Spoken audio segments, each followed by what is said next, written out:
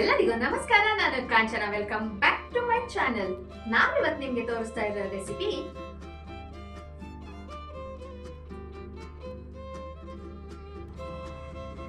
ಇಫಾ chicken. ಹೇಗೆ ಮಾಡೋದು ಅಂತ ನೋಡೋಣ. ನನ್ಸ್ತಾ ಇದ್ದೀರಿ, ಬನ್ನಿ ನೋಡಿ. ಈ ರೀತಿ 2 ಥೈಸ್ ಪ್ಲಸ್ ಲೆಗ್ ಪೀಸ್ ತಗೊಂಡಿದೀವಿ.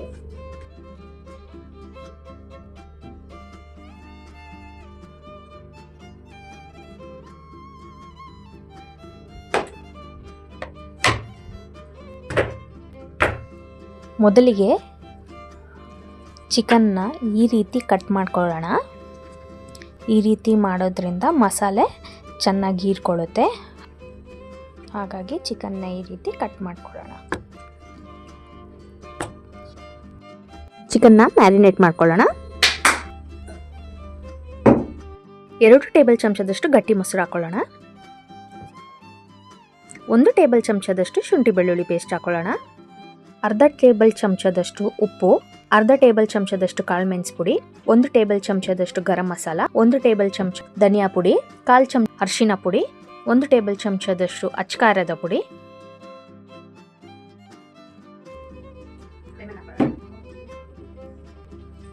ಅರ್ಧ ಲಿಂಬೆಹಣ್ಣು ರಸ ಹಾಕೊಳ್ಳೋಣ. ಈಗ ಎಲ್ಲಾನು ಚೆನ್ನಾಗಿ ಮಿಕ್ಸ್ ಮಾಡ್ಕೊಳ್ಳೋಣ.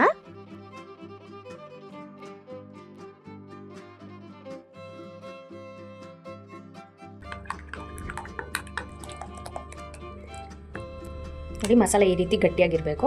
ಮಸಾಲೆ ತಯಾರಾಗಿದೆ. ಇವಾಗ ಇದಕ್ಕೆ ಚಿಕನ್ ಹಾಕಿ ಮಿಕ್ಸ್ ಮಾಡೋಣ.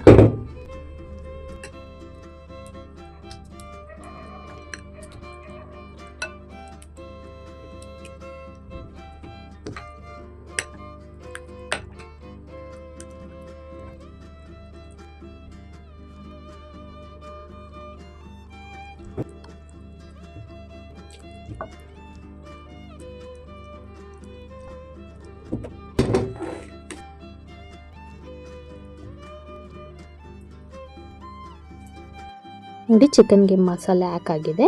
ಇವಾಗ ಇದನ್ನು 2 ರಿಂದ 3 ಗಂಟೆ ಮ್ಯಾರಿನೇಟ್ ಆಗೋಕ್ಕೆ ಬಿಡೋಣ. ಮ್ಯಾರಿನೇಟ್ ಆಗೋದ್ರಿಂದ ಮಸಾಲೆ ಚೆನ್ನಾಗಿ ಚಿಕನ್ ಒಳಗೆ ಹೀರ್ಕೊಳ್ಳುತ್ತೆ. ಚಿಕನ್ ಮ್ಯಾರಿನೇಟ್ ಆಗೋಷ್ಟರಲ್ಲಿ ಸಾಸ್ ಮಾಡ್ಕೊಳ್ಳೋಣ.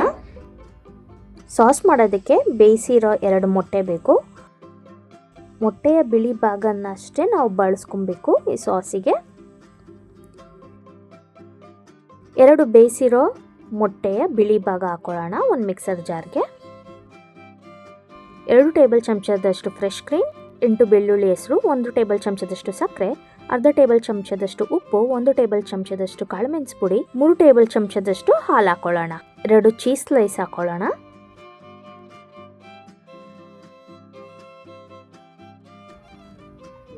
ಇದನ್ನೆಲ್ಲ ಒಂದು ಮಿಕ್ಸಿ ಜಾರ್ಗೆ ಹಾಕಿ ನುಣ್ಣಗೆ ಪೇಸ್ಟ್ ಮಾಡ್ಕೊಳ್ಳೋಣ. ನೋಡಿ, ಈ ರೀತಿ ಪೇಸ್ಟ್ ಆಗಿರಬೇಕು. ಕ್ರೀಮಿ ಕನ್ಸಿಸ್ಟೆನ್ಸಿಯಲ್ಲಿ ಇರಬೇಕು. ಚಿಕನ್ ಮ್ಯಾರಿನೇಟ್ ಆಗಿದೆ.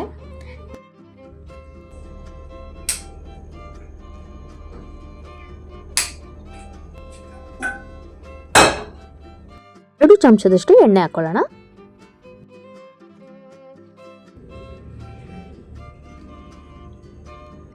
ಒಂದು ಚಮಚ ಬೆಣ್ಣೆ ಹಾಕೊಳ್ಳೋಣ.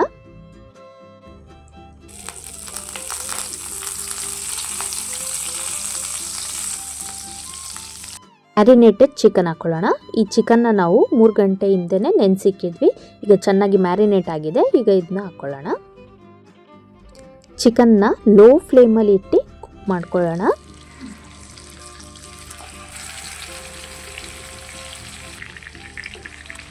ಹತ್ತು ನಿಮಿಷ ಲೋ ಫ್ಲೇಮಲ್ಲಿ ಇಟ್ಟು ಚಿಕನ್ನ ಕುಕ್ ಮಾಡ್ಕೊಳ್ಳೋಣ.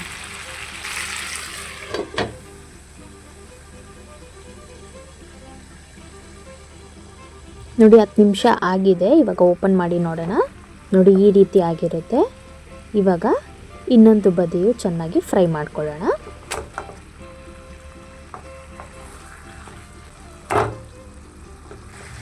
ನೋಡಿ, ಎಣ್ಣೆ ಮಸಾಲೆ ಎಲ್ಲ ಇರುತ್ತಲ್ಲ, ಅದನ್ನೇ ತೆಗೆದು ಚಿಕನ್ ಮೇಲೆ ಸ್ಪ್ರೆಡ್ ಮಾಡ್ಕೊಳ್ಳೋಣ. ಮತ್ತೆ ಮುಚ್ಚಿ 10 ನಿಮಿಷ ಲೋ ಫ್ಲೇಮಲ್ಲಿ ಚೆನ್ನಾಗಿ ಬೇಯಕ್ಕೆ ಬಿಡೋಣ. ನೋಡಿ, ಇವಾಗ 10 ನಿಮಿಷ ಆಗಿದೆ. ನೋಡಿ, ಈ ರೀತಿ ಚಿಕನ್ ಮೇಲೆ ಕಲರ್ ಬರೋಕ್ಕೆ ಸ್ಟಾರ್ಟ್ ಆಗಿರುತ್ತೆ.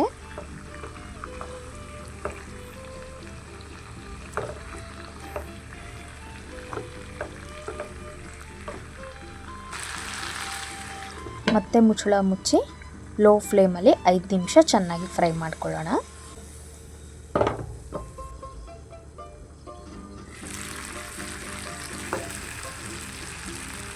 ಸೈಡಲ್ಲಿರೋ ಎಣ್ಣೆ ಮಸಾಲೆನೇ ಚಿಕನ್ ಮೇಲೆ ಸ್ಪ್ರೆಡ್ ಮಾಡ್ಕೊಳ್ಳೋಣ.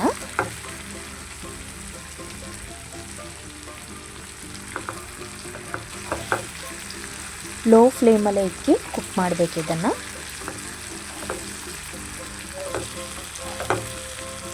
ಆವಾಗಲೇ ಚಿಕನ್ ಒಳಗಡೆ ಗಂಟ ಚೆನ್ನಾಗಿ ಬೆಂದಿರುತ್ತೆ.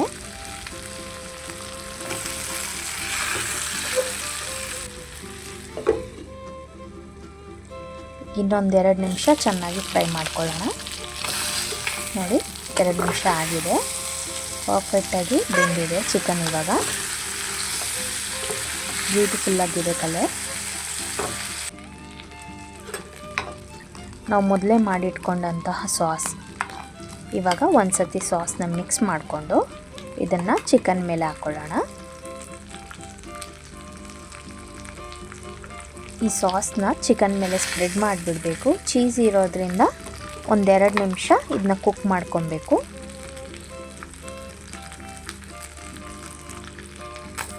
ಚಿಕನ್ ಮೇಲೆ ಈ ರೀತಿ ಚೆನ್ನಾಗಿ ಸ್ಪ್ರೆಡ್ ಮಾಡೋಣ ಸಾಸ್ನ.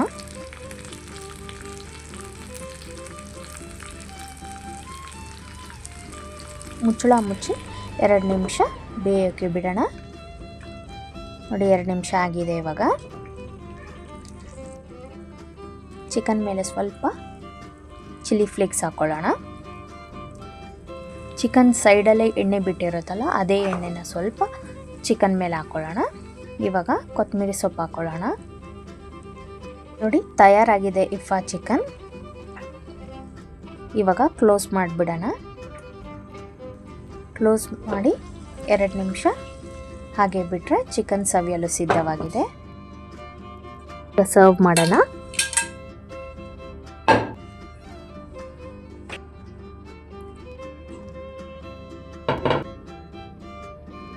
ಇಫಾ ಚಿಕನ್ ಸವಿಯಲು ಸಿದ್ಧವಾಗಿದೆ.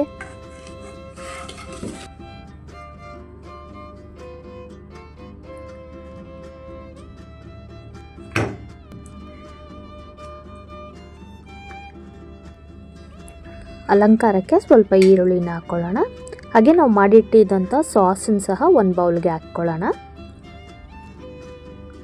ಒಂದು ಹಸಿಮೆಣಸಿನ್ಕಾಯಿ ಹಾಗೆ ಸ್ವಲ್ಪ ಕೊತ್ತಂಬರಿ ಸೊಪ್ಪನ್ನು ಹಾಕಿ ಅಲಂಕಾರ ಮಾಡ್ಕೊಳ್ಳೋಣ. ಇಫಾ ಚಿಕನ್ ಸವಿಯಲು ಸಿದ್ಧವಾಗಿದೆ.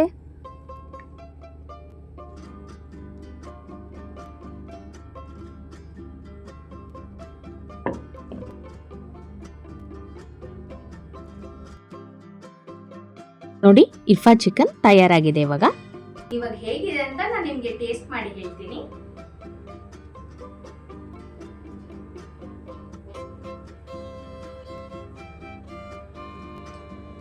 ಸಖತ್ತಾಗಿದೆ.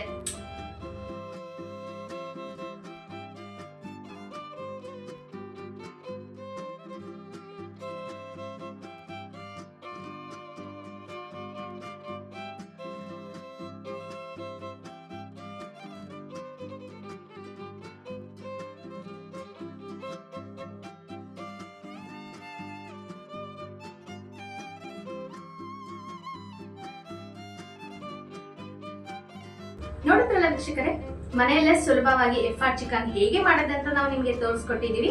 ಖಂಡಿತವಾಗ್ಲೂ ಈ ವಿಡಿಯೋ ನಿಮ್ಗೂ ಕೂಡ ಇಷ್ಟವಾಗುತ್ತೆ ಅಂತ ಭಾವಿಸ್ತೀನಿ. ಇಷ್ಟವಾದರೆ ಲೈಕ್ ಮಾಡಿ, ಶೇರ್ ಮಾಡಿ, ಹಾಗೆ ಸಬ್ಸ್ಕ್ರೈಬ್ ಮಾಡ್ಕೊಳ್ಳಿ.